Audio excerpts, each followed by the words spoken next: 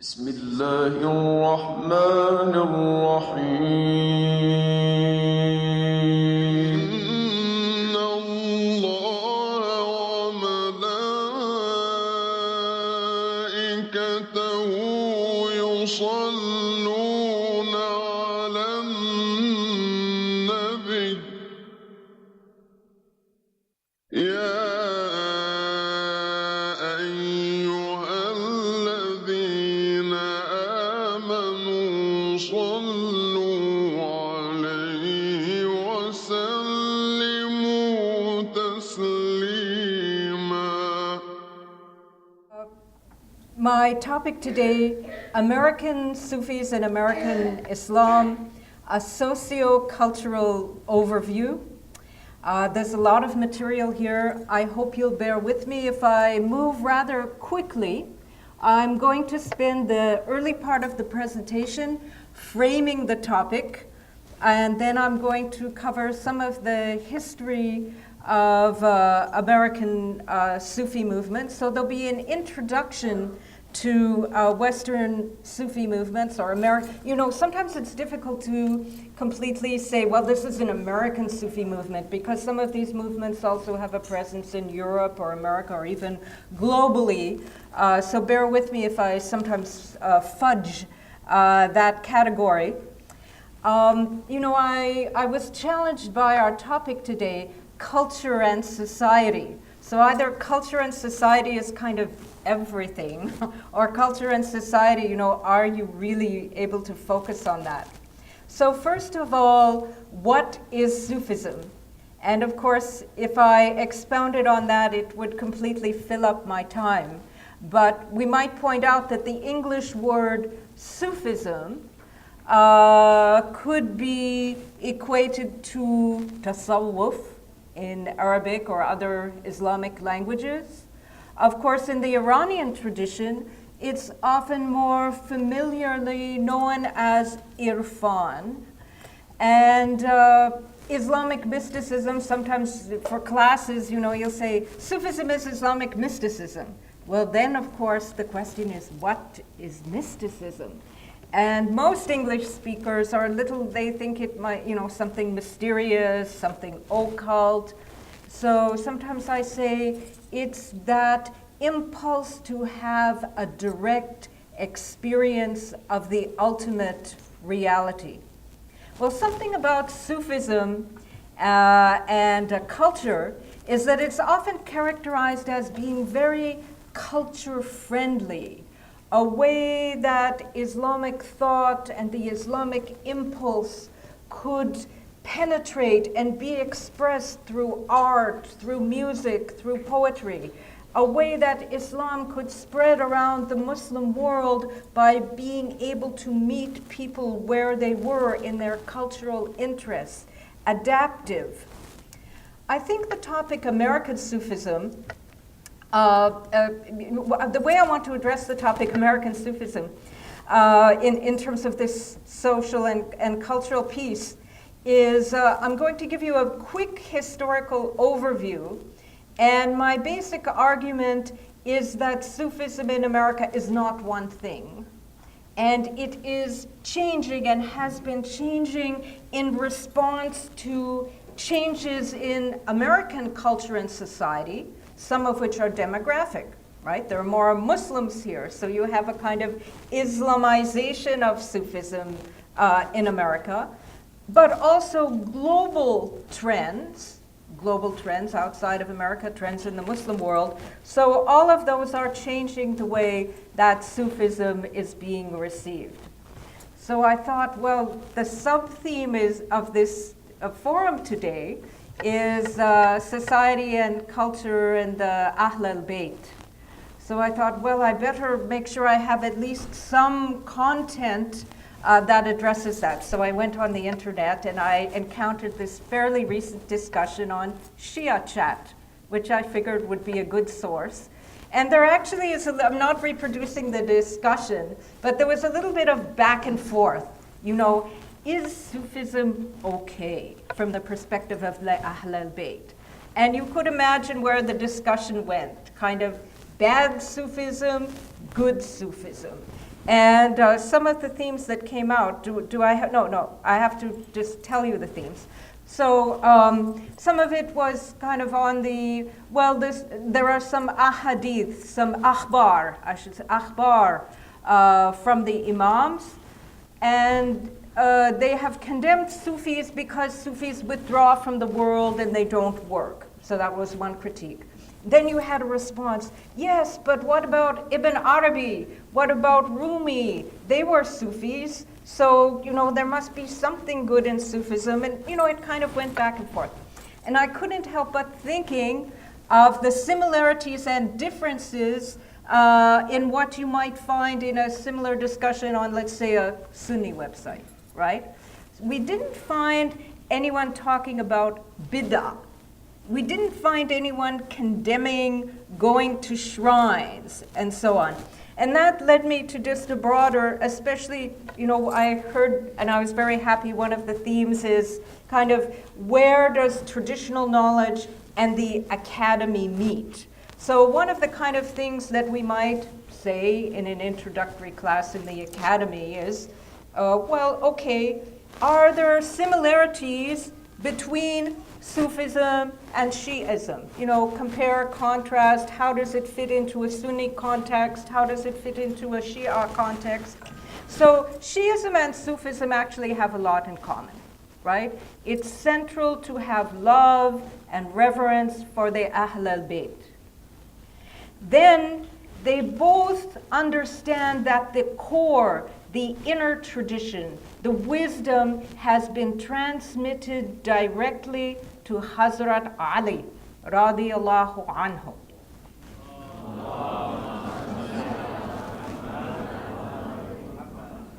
And they each have a charismatic understanding of religious authority, that you get it directly. It's inner, it's energized. So that sharing in common, of course, leads to an interesting relationship of both commonality in the two traditions, but in some cases, perhaps a competition. In other words, is Sufism kind of taking away some of the official authority of the clergy in the Shia tradition? Are they kind of competing for the same space? In being, that would be the competition. Or do they reinforce each other? Wallahu alam. Well, we have the question, what is Sufism? And that's another thing that came up in this Shia chat or any kind of similar discussion. Well, which Sufism are you actually talking about? Because people have different impressions of what Sufism is, maybe even the Sufis themselves. So Sufism within Islam, tasawwuf, first of all, that word is not used in the early period. And when it emerges, it is initially piety, zuhud, asceticism. Then you could see a movement to love and ecstasy, to philosophy, and finally institutionalized Sufi orders. So in that discussion, some were saying, well, Sufism is the philosophy, it's Ibn Arabi, it's the poetry of Rumi. Some might say Sufism is going to a mazar, to a shrine. It's believing in the awliya and their intercession. It's some kind of cultural performance, music or zikr. Some would say, well, Sufism is really about belonging to a tariqah, a Sufi order with its own distinctive identity and practice. So, with that on the table, let's move to American Sufism. In an earlier article, I talk about the garden of American Sufi movements, hybrids and perennials, and of course there are even transplants. To tell you briefly what these terms refer to, the perennials, and I'm going to say more in detail. In fact, maybe I should, due to the interest of time, perennials are those movements that believe that Sufism is one eternal reality that underlines all religious traditions, okay? The hybrids are Sufi orders usually transmitted to America by leaders who emigrated from the Muslim world, and they preserve Sharia compliance, Islamic identity, but they also attract American followers and adapt to the American context. Transplants I'm going to say less about in this presentation. They are those small groups of emigrant Sufis who kind of replicate with co-ethnics the kind of practices that they pursued in their original locations. Now, by having that garden metaphor, so academics, we're classifying things, how does it help us, how does it perhaps not help us? I'm trying to be non-normative. I'm not saying that one kind of Sufism is good, one kind of Sufism is more Islamic or less Islamic. You can decide how you feel, but some other scholars have given a more normative classification of Sufism. So quickly, I say that there's been a historical shift. None of the forms of American Sufism have disappeared, but some have expanded and then contracted. The first Sufi who came to America kind of overtly, of course there were individuals before that, but Hazrat Inayat Khan, an Indian Sufi, came in 1912 and founded a Sufi order. The hybrids, the emigrant Sufi shuyukh, started to come in the late 70s, 1980s, and 90s were their heyday. I'm going to tell you about authenticity Sufism. You'll find out what that is. And then emotional or affective Sufism, that is the latest trend, the cutting edge. So this is a list of a number of the perennial movements that I've studied and written about in my articles. I won't be able to discuss them all, but it's the earliest form to come to the United States. And one of the most well-known early forms, I'd mentioned Inayat Khan, Sufi Inayat Khan, who came from India, had disciples in Europe and in the United States. His movement was continued by his son, Vilayat Khan. And this form of Sufism was very close to Theosophy, what would later be called New Age. It was rather eclectic. It had Islamic content, but it also spoke about Hinduism, psychology, a spiritual quest. And this is where I map out, this is kind of a modern day shajara, an internet shajara, a lineage with some Google image pictures listing the people who are in the lineage of Inayat Khan. And the little pink circles here refer to, in some of these diagrams, it's like the disciples. So the pink circles are the disciples who are not overtly Muslim, okay, who don't take Shahada, can I put it that way? So this is largely a perennialist movement that does not demand Sharia compliance or Islamic identity. But I noticed one little green circle here.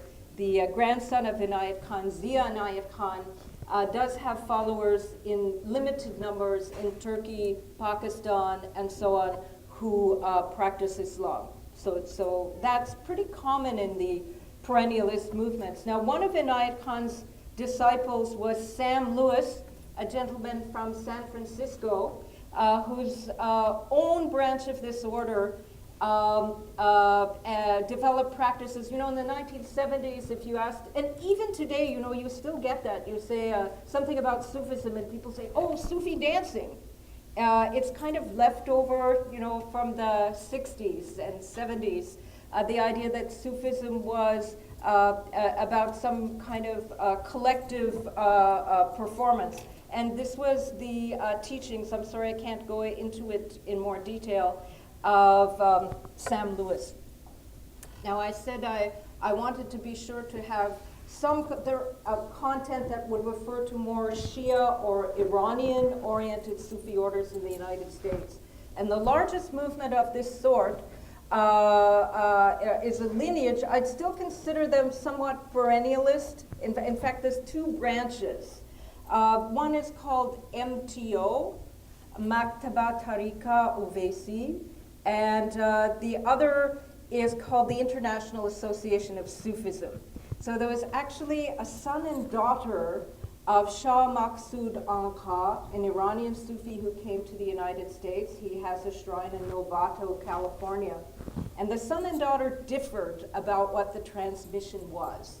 So one branch is a more psychological perennialist Sufism. Notice the pink and the green circles. But Maktaba Tariqa Uvaisi has a number of centers around the United States which largely appeal to Iranian immigrants, although there are some American MTO followers as well. Now this is the kind of latest iteration of perennialist Sufism. The Golden Sufi Center, prolific writer, TV commentator, and internet presence, Llewellyn Vaughan Lee. Here you see him being interviewed on the Oprah show about American Sufism. So I think you can see a kind of some historical shift here in Sufism. But still in the perennialist vein, if you listen to the interview, you will find that Islam is not mentioned during a 1-hour interview on Sufism. So clearly, sometimes I call it Sufism as something else. So perennialist Sufism is really about psychology, or Sufism is about inner development, or Sufism is about understanding the rules of science, and if you really studied science a lot, you'd realize that the Sufis had understood everything about the universe. Those are some of the themes. So Sufi perennials are therapeutic, metaphysical, and that's a characteristic of American religion. So in other words, scholars of American Christianity say there's something about religion in America that Americans want their religion to do something for them, to make them better people, to make them get rich, to make them healthier, and to cure them. So American Sufism, you'll often find that kind of trend. And by the way, you notice about the perennials that usually there's not that much engagement with the larger Muslim community. So for a long time, you could say American Sufis have little impact on Islam in America as a whole. And that's what I'm arguing in this presentation, that impact is becoming larger because you have an Islamization of American Sufism. Now, just as a little footnote here, and because I wanted an excuse to mention Syed Hussein Nasr, again to make a connection with Iran and the Shia philosophical tradition, there's what I would call a subset of perennials. Don't quite fit some of the parameters, but they fit others. The idea of the one eternal truth, for example. So there was actually René Guénon, a European intellectual who emigrated to Egypt, accepted Islam, and wrote in a perennialist, traditionalist format. And then his strand of Sufism, shall we say, which is influenced, by the way, by the Shadaliya Sufi order. You mentioned Dala'al al-Khairat, so there's kind of a Shadali, somehow the Shadali Sufis have come on the scene, and I think there's a reason for that, because the form of Sufism that's really the most popular and growing in America now has an influence of that kind of sober, adab-based Sufism, because it interfaces very well, I think, with the needs of contemporary Muslims. But in any case, so in this lineage of Guénon and Chouan actually comes the noted Muslim emigre intellectual Syed Hussein Nasr. And this is a branch of Sufism known as the Miriamiyya that has a lot of influence in the intellectual popular culture of America, in the academy. So there are a number of academics, philosophers, and scholars who are influenced by this trend. It's not a popular mass movement, but it's definitely had an impact in the way that Islam has been perceived in the American academy and the American public. By the way, this is my shajara of the Chouan Miriamiyya from Chouan himself, who lived in Bloomington, by the way, Indiana, and had disciples who were both followed Islam and those who did not. Then Nasr has a worldwide reach, and another person in this lineage was the late British intellectual Martin Lix, who was an expert on manuscripts, by the way. Okay, so the next form of Sufism after the perennialists is the hybrid Sufi orders. So this something socio-cultural change happened that enabled hybrid Sufism. What was that? The change in the Immigration Act in 1965, when Muslims begin to emigrate, and among them are Sufi teachers from Turkey, Sri Lanka, Iran, and so you have these various groups that bring with them is both Islam and a kind of culture to varying degrees. So some of you may have heard of the BUI14 Fellowship, largely located in Philadelphia, inspired by Qadri Sufi from Sri Lanka. And again, in the interest of time, I had a 10-minute signal, so bear with me, I have to go fairly quickly. Helveti Jirahi order brought by Sheikh Muzaffar Ozak, who was actually based in Turkey, but he had a number of Turkish-American and American convert followers. And something interesting about the hybrids, I'll note it when I summarize them, is that they tend to split over time into like the non-Muslim branch and the Muslim branch of the order. It's part of their hybridity. This is a map from the website of Sheikha Fariha's order. Now, one of the most highest profile hybrid Sufi orders in the 1990s was the Naqshbandi Haqqani order, and their Sheikh Nazim just passed away this year. This shows their shajara with Sheikh Nazim and his two Khalifas, Sheikh Adnan and Sheikh Hisham Kabbani, who's based in the United States. And again, this map, I'm fascinated by this idea of the Sufis showing their map. Now, I like these, so something that's going on, I wrote one article about what's American about American Sufis. And so like media, promotion, so here's the website, and you have the Sufi, this is Islamic Shopping Network. I think it used to be the Sufi Shopping Network. And then you can tune in to Sufi Live, but you can also buy a t-shirt with a picture of your sheikh or a book bag, drinking mug. And then I think this was the first group, but now there are others. You can take Bai'ah online. You can become a Sufi and take allegiance to your sheikh. And here's the map again, but we're getting more sophisticated. It's Google Maps. And this is all the places where you can go to a zikr center. And something else very American, you've got to have some clout, right? So it's good if you can be seen with both George Bush and Hillary Clinton. So some of the themes of hybrid Sufi orders, usually the sheikh is from a Muslim culture, he immigrates here, and the disciples may kind of channel Turkishness, start wearing sharwals, or some kind of other culture like Turkish food, I'm not sure. They tend to be concerned with what's going on in the Muslim world. They tend to split, as I mentioned.